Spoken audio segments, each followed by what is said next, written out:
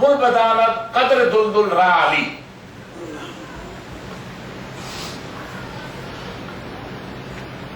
صبح نکلتے وقت گھر سے بسم اللہ الذی لا یضر مع اسمہ شیء فی الارض ولا فی السماء وهو السمیع العلیم. بسم اللہ توکلت علی اللہ لا حول ولا قوۃ الا باللہ. یہ پڑھیں. یہ بھی صبح شام کا وظیفہ تو ہے، لیکن یہ بھی سحر اور آسیب سے بچنے کا بڑا مؤثر وظیفہ ہے. سفر پر روانہ ہونے سے پہلے 3 مرتبہ حسبنا اللہ ونعم الوکیل هو اقوى معین واہدی دلیل ایاک نعبد وایاک نستعین اللہم اکفنا من شر کل ذی باس انک اعظم باسا واشد تنکیلا. یہ پڑھیں. یرجع سالما انشاءاللہ. گولیوں کی بوچھاڑ میں سے بھی انشاءاللہ صحیح و سالم اپنے گھر واپس اپنی گل بدن کے پاس پہنچ جائیں گے. بات یہ تیار نہیں ہے نا لوگ.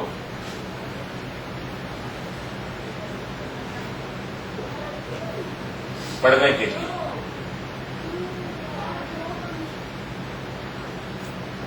وما انزل علی الملکین ببابل ہاروت وماروت. اور اس کی پیروی کی گئی اس کی پیروی کی گئی انزلہ جو نازل کیے گیا علی الملکین دونوں فرشتوں پر ببابل بابل میں، اور وہ فرشتے تھے ہاروت ماروت. اچھا جی، ایک بات اور ہاروت ماروت کا بھی اب تھوڑا سا ایک بات یہ سن لیجئے. تفاسیر کی کتابوں میں آیا ہے یہ ہاروت اور ماروت کو اللہ تبارک و تعالی نے، یہ 2 فرشتے تھے. یہ بات ذرا غور سے سن لیں. اللہ نے ان کو انسانی صورت میں بھیجا تھا.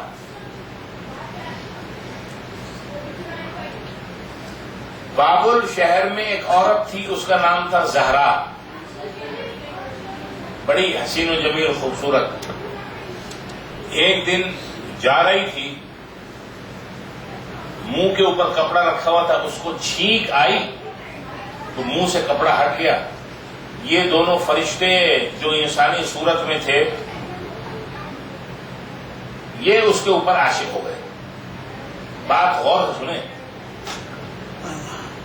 اور اس سے ملنے کی تدبیر کرنے لگے کہ بھائی اب اس سے ملنا ہے.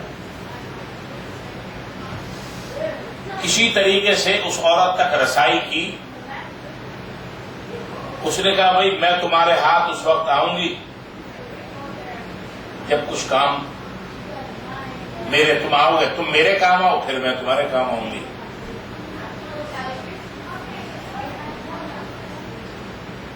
تو مختصر قصہ یہ ہے کہ اس عورت نے ان دونوں فرشتوں کو، یعنی جو انسان کے روپ میں تھے، ان کو شراب بھی پلوائی اور ان کے ذریعے قتل بھی کروایا. اور یہ اللہ کے یعنی معصیت کے گناہ کے مرتکب ہوئے. اور یہ بھی کہا جاتا ہے کہ ان دونوں کو ایک کنویں کے اندر لٹکا دیا گیا. یہ واقعہ اس لیے بیان یہاں تک کر دیا کہ یہ بعض تفاسیر میں یہ واقعہ بیان ہو گیا ہے. لا اصل لہ، اس کی کوئی حقیقت نہیں ہے، یہ سب بکواس ہے. امام غزالی نے لکھا ہے کہ اس بات کو غلط ثابت کرنے، غلط بتانے کے لیے کہ یہ بات غلط ہے، صرف اس بات کو بیان کرنا جائز ہے، ورنہ اس بات کو بیان کرنا بھی حرام ہے. جس طرح میں نے آپ کے سامنے بیان کیا اور کہا کہ لا اصل لہ، اس واقعے کی نہ کوئی اصلیت ہے نہ حقیقت ہے. وہ ہمارے بزرگ جنہوں نے اپنی تفاسیر میں ان کو لکھ دیا، ان سے بہت بڑی غلطی بلکہ گناہ ہو گیا. اس کی کوئی حقیقت نہیں. امام غزالی فرماتے ہیں صرف یہ بتانے کے لیے کہ یہ واقعہ بالکل غلط ہے، من گھڑت ہے، اس کی کوئی حقیقت نہیں، صرف یہ بیان کرنے کے لیے، یہ بتانے کے لیے یہ بات بیان کرو. اور امام ابن حجر نے لکھا ہے کہ امیر المومنین جو وقت کا امیر المومنین ہے، اس کو چاہیے کہ وہ خطیب یا مفسر یا مدرس یا شخص جو یہ واقعہ بیان کرے اس کا سر اس کے تن سے جدا کروائے. یہ اتنی غلط اور اتنی بری بات ہے. امام قرطبی اپنی تفسیر میں لکھتے ہیں کہ یہ اسلام کے خلاف سازش کا نتیجہ ہے.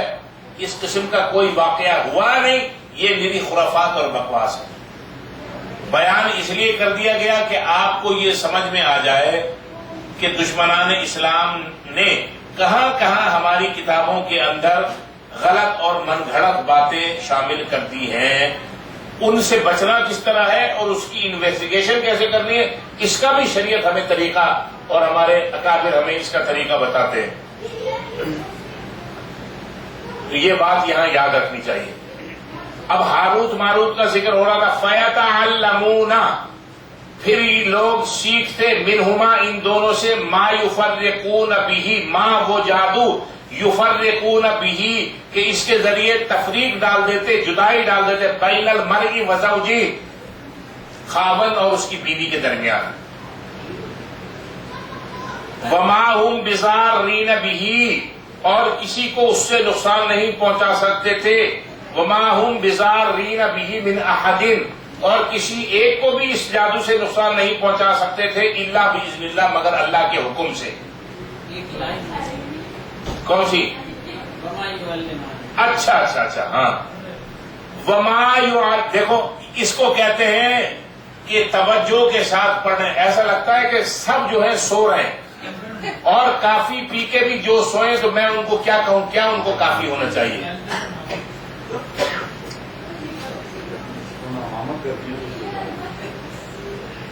وما يعلمان من احد، اور نہیں سکھاتے تھے وہ دونوں فرشتے کسی ایک کو حتی یقولا، یہاں تک کہ وہ دونوں یہ کہہ دیتے انما نحن فتنۃ، بے شک ہم تو آزمائش ہیں. فلا تکفر، تو کفر نہ کرنا، ہمارے پاس نہ آؤ یہ جادو سیکھنے کے لیے. تو لوگ پتہ ہے کیا کہتے تھے؟ لوگ کہتے تھے ہم تو جادو اس لیے سیکھ رہے ہیں کہ ہم میاں اور بیوی کے درمیان محبت پیدا کر دیں. عقل کے اندھوں کو یہ معلوم ہونا چاہیے کہ سحر کے ذریعے، جادو کے ذریعے توڑ ہوتا ہے، جوڑ نہیں ہوتا.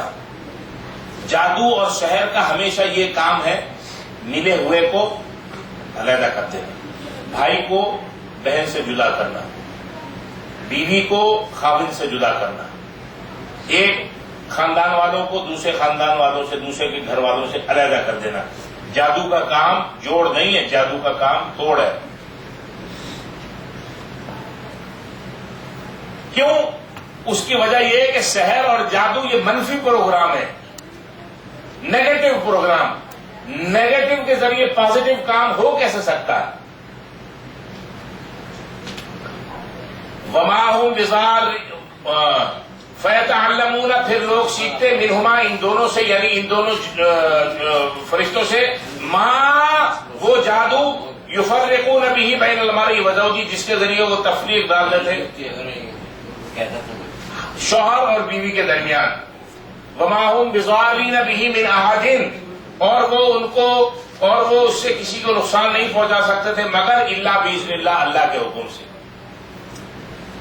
سحر اور جادو اگر اثر کرے گا بھی تو اللہ کے حکم سے. جس طرح میں نے بتایا کہ زیادہ متاثر وہی ہوگا جو کمزور عقیدے کا ہوگا، کمزور شخصیت کا ہوگا، بزدل ہوگا، کمزور دل کا مالک ہوگا.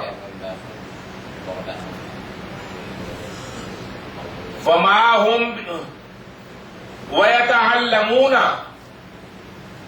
اچھا ایک بات اور یہاں پر کہ جادو کے ذریعے لوگ مختلف برے اور گندے کام کرتے ہیں. کوئی کسی کی لڑکی کو بھگا لیا، کوئی کسی کے لڑکے کو بھگانے کے چکر میں، کوئی کسی کی لڑکی کو بھگانے کے چکر میں، کوئی کسی کی بیوی کو کچکنے کے چکر میں ہے، یا کسی کو تباہ برباد کرنے کے چکر میں ہے. لیکن سب سے بدترین کام جو ہے جادو اور سحر کے ذریعے بے شمار منفی اور گندے کام ہو سکتے ہیں، لیکن اللہ تبارک و تعالی نے جو بدترین کام جو ہے اس کو اللہ تبارک و تعالی یہاں پر بیان فرما رہے ہیں کہ یفرقون بہ بین المرء وزوجہ، میاں بیوی کو الگ کر دینا. کیوں؟ میاں بیوی کے علیحدگی سے